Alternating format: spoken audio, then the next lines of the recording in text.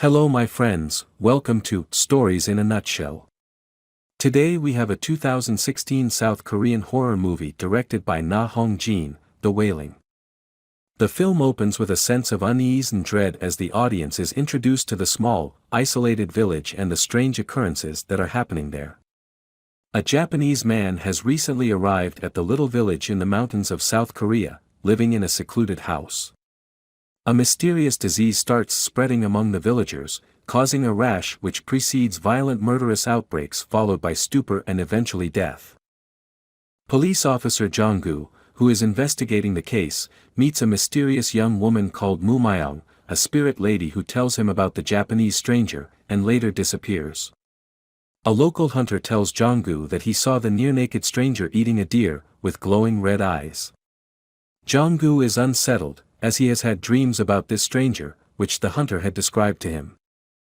Jong-gu, the local police officer, is a relatable and likable character, and the audience can't help but root for him as he struggles to uncover the truth behind the mysterious disease. However, as the story progresses, it becomes clear that Jong-gu's investigation may not lead to the answers he is looking for. He enlists the help of another police officer, and a Japanese-speaking deacon to serve as an interpreter, and they investigate the stranger's house while he is away. The other police officer finds pictures of the infected and murdered residents and their belongings. He is too shocked to say anything to the others. The stranger's house guard dog attacks the deacon and Jong-gu. The stranger arrives and pacifies the dog, and the other three leave. The police officer tells Jong-gu of what he saw, and hands over a shoe which belongs to Jong-gu's daughter, Hyo-jin. Soon Hyo-jin becomes sick and displays similar symptoms as the other infected villagers. Jong-gu makes his way to the stranger's house with the deacon in anger but finds that the pictures and evidence have been burned. Infuriated, he destroys the stranger's worship room and kills the dog when it attacks him, ordering the stranger to leave the village.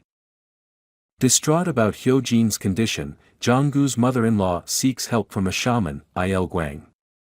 As Il-gwang performs a ritual to exorcise the demon, the stranger performs a ritual in his house simultaneously. Jong-gu finds his daughter in pain and interrupts the ritual, taking her to a hospital instead.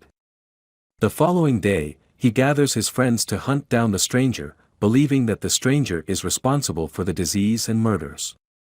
Jong-gu and his friends go after the stranger and are attacked by another infected villager. After a chase, they eventually end up hitting the stranger with their vehicle. They dispose of his body as Moo Myung, a spirit lady, watches from the hills. When Jong-gu returns home, he finds that Hyo-jin's condition has seemingly improved.